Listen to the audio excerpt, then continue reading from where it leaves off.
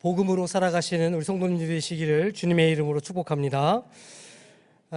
기도하시고 또 잘 후원해 주셔서 잘 갔다 왔습니다. 그 갔다 온 사람들 얼굴이 더 환해졌다 이런 이야기를 많이 하시는데, 그래서 제가 체중을 재봤더니만 그대로였습니다. 은혜를 받은 것으로 그렇게 생각해 주시면 좋겠습니다. 많은 것들을 보고 느끼고 왔는데 차차 같이 나누도록 하겠습니다. 오늘 말씀을 전해드리기 전에 우리 어린이 설교 영상부터 우리 먼저 보도록 하겠습니다.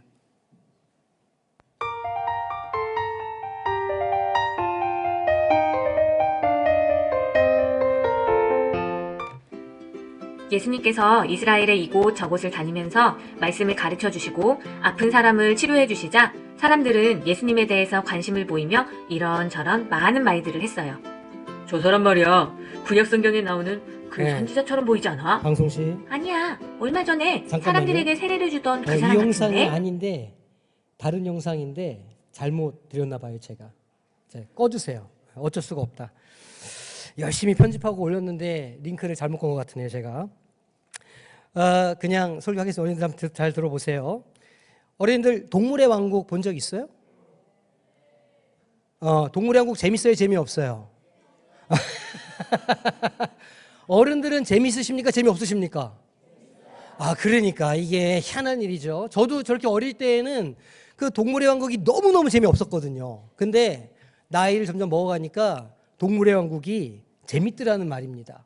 왜 재밌나 생각해 보니까 이 동물들이 살아가는 모습이 사람들이 사는 모습과 비슷해요. 비슷하고 비슷할 뿐만 아니라 더 적나라합니다. 사람들은 감추고 숨기고 아닌 척하지만 동물들은 그냥 드러내놓고 그렇게 살아가는 것을 보게 되는 거죠. 본성 그대로의 경쟁, 생존, 번식 욕구가 고스란히 드러나 있기 때문에 아주 더 재밌었습니다. 제 기억에 남는 다큐멘터리가 두 편이 있는데, 하나는 이 북극의 바다표범 이야기였습니다. 이 보통 40마리에서 50마리가 군집 생활을 하는데 그 무리 안에 어른 수컷이 몇 마리가 있을까요? 한 40마리, 50마리가 같이 살아요. 그럼 거기에 어른 수컷이 몇 마리나 살까요? 몇 마리? 2마리? 땡!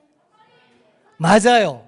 그 40마리, 50마리가 사는 그 수컷, 그 군집 중에 어른 수컷은, 남자 수컷은 딱 1마리라고 합니다. 그러면 그 수컷 1마리가 모든 암컷을 다 독차지하는 거예요. 좋아요, 나빠요? 어린이들은 알 수가 없죠.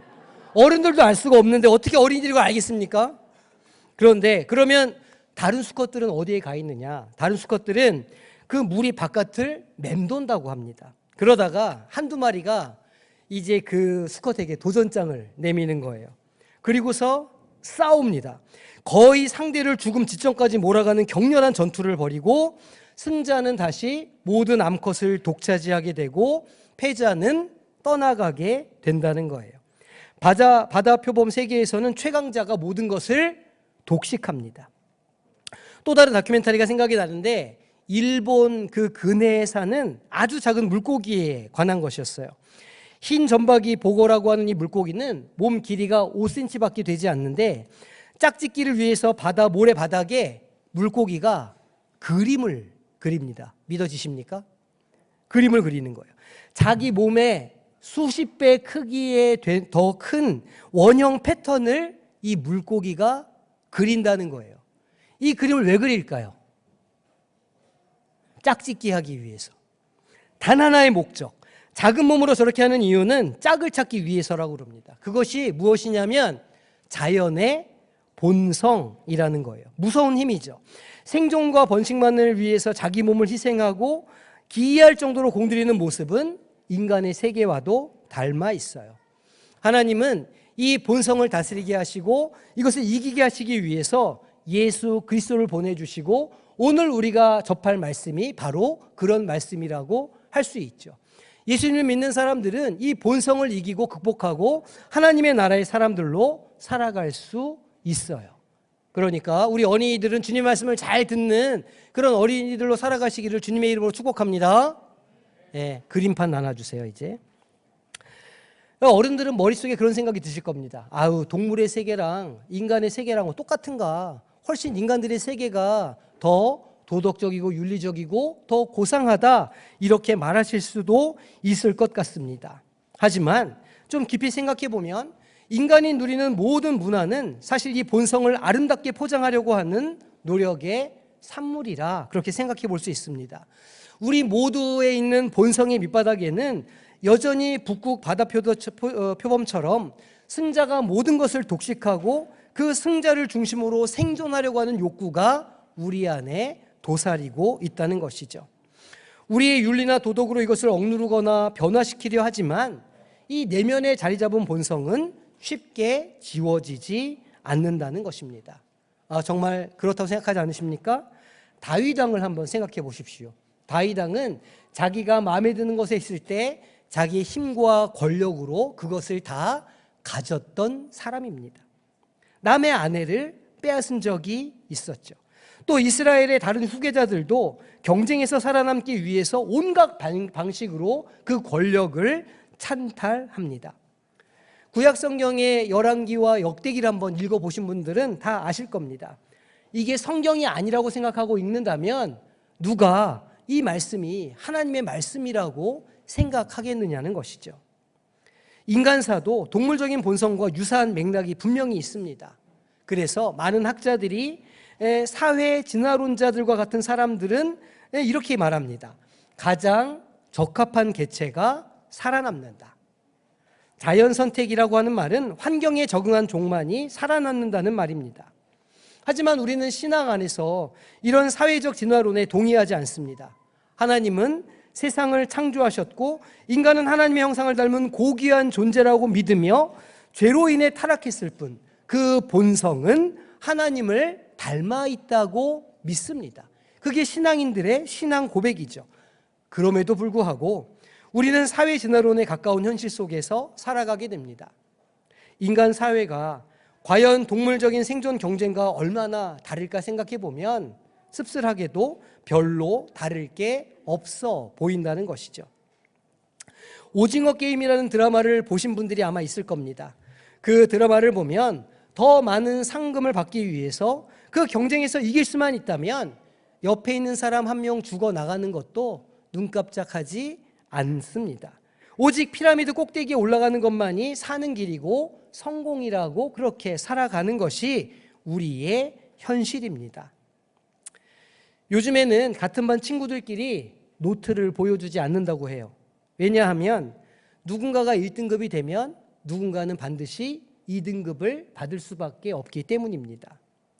적자 생존, 자연 선택의 논리에 떠밀려서 우리는 신앙인의 중요한 덕목이자 정체성이라고 할 수 있는 사랑, 또 희생, 양보 이런 말들을 입으로만 할 뿐 실제로 우리 삶에 적용하거나 그렇게 살기 위해서 노력하는 삶의 양식은 별로 볼 수 없다는 게 오늘 신앙인들의 문제라 할 수 있습니다.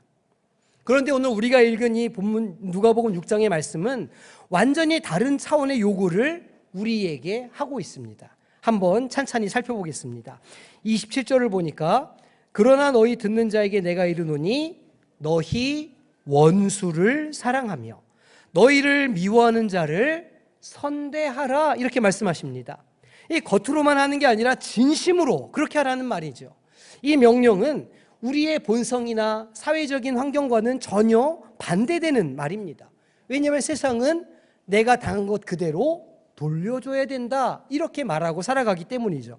눈에는 눈, 이에는 이야 라고 그렇게 생각합니다. 예를 들어서 학교 간 우리 아들, 딸이 혹은 손자가 한쪽 눈이 퍼렇게 돼서 집으로 돌아왔다고 생각해 보세요. 그럼 우리는 어떻게 반응합니까? 너 누구한테 맞았어? 너만 맞았어? 너도 때렸지? 걔는 어떻게 됐어? 너는 2대 더 때렸어야지. 이렇게 말하기가 쉽죠. 억울함을 참지 않고 보복하는 것이 인간적이고 아주 자연스러운 일이기 때문입니다. 애들 싸움이 점점 어른 싸움으로 커지게 되죠. 팔은 안으로 굽고 인지상정이기 때문입니다. 그런데 주님은 한술 더 떠서 우리에게 말씀하십니다. 너희를 저주하는 자를 위하여 축복하며 너희를 모욕하는 자를 위하여 기도하라. 한번 생각해 보십시오. 누가 사람 많은 자리에서 나를 욕하고 공개적으로 모욕을 주면 마음속에 원한이 생기지 않겠습니까? 두고 봐라. 나도 너 한번 본때를 보여줘야지. 이렇게 생각하지 않겠느냐는 말입니다. 하지만 주님은 오히려 축복을 하라라고 말씀하고 계시는 겁니다. 29절에 이렇게 말씀하시는 거예요. 너의 이 뺨을 치는 자에게 저 뺨도 돌려대며. 아니, 누가 맞고 돌아온 아이한테 이쪽을 맞았으면 저쪽도 내줘야지 라고 말할 부모가 어디 있겠냐는 거예요. 그런데 예수님은 반대로 가르치시는 겁니다. 내 겉옷을 빼앗는 자에게 속옷도 거절하지 말라. 이것도 역시 우리의 경제 논리나 보상 원칙에 어긋나죠. 왜냐하면 게으른 사람에게는 긍휼을 베풀기가 힘든 겁니다.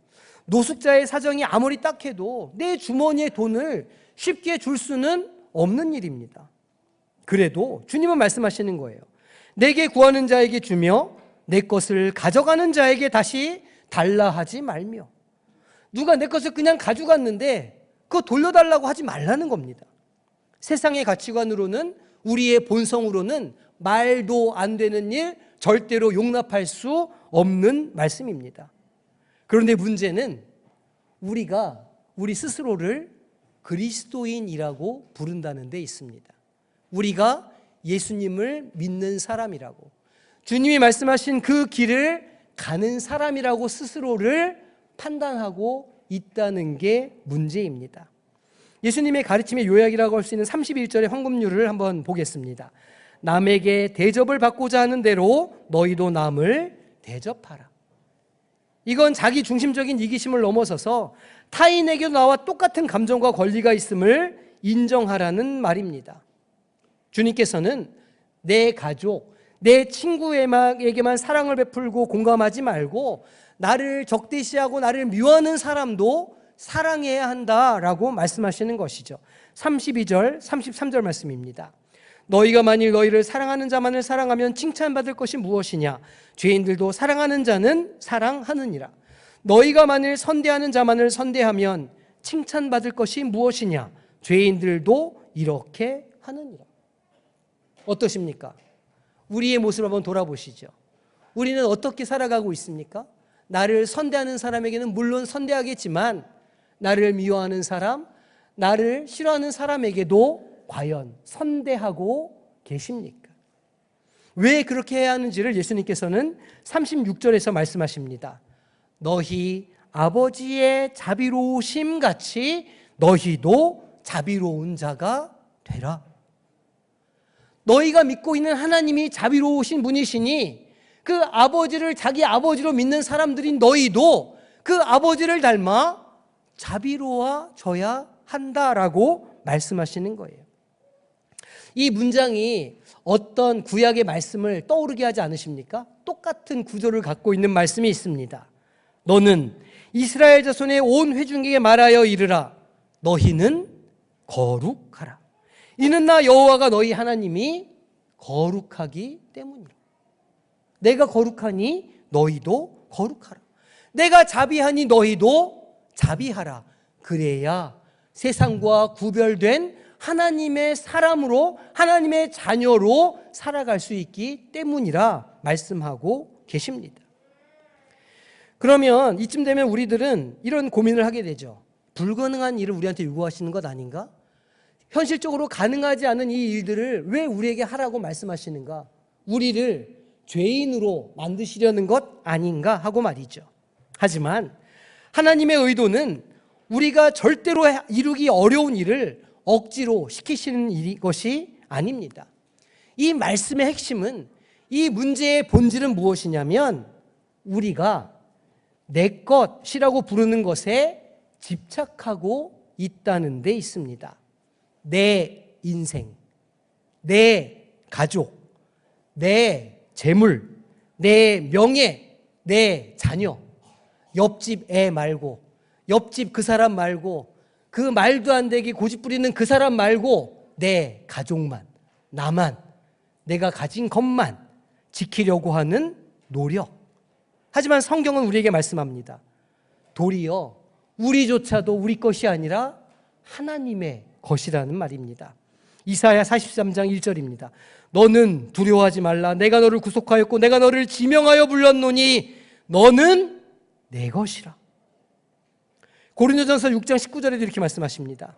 너희 몸은 너희가 하나님께로부터 받은 바 너희 가운데 계신 성령의 전인 줄을 알지 못하느냐. 너희는 너의 자신이 것이 아니라. 하나님께서 예수 그리스도를 십자가에 내어주심으로 우리를 속량 구원해 주셨기에 우리는 예수님의 희생으로 살게 된 하나님의 소유라는 사실을 우리는 반드시 기억해야 합니다. 그러면 내 생명조차도 내 소유가 아니며 하나님의 것이 됩니다. 나는 청지기로 부름받은 것이지 내 삶의 주인이 될 수 없습니다.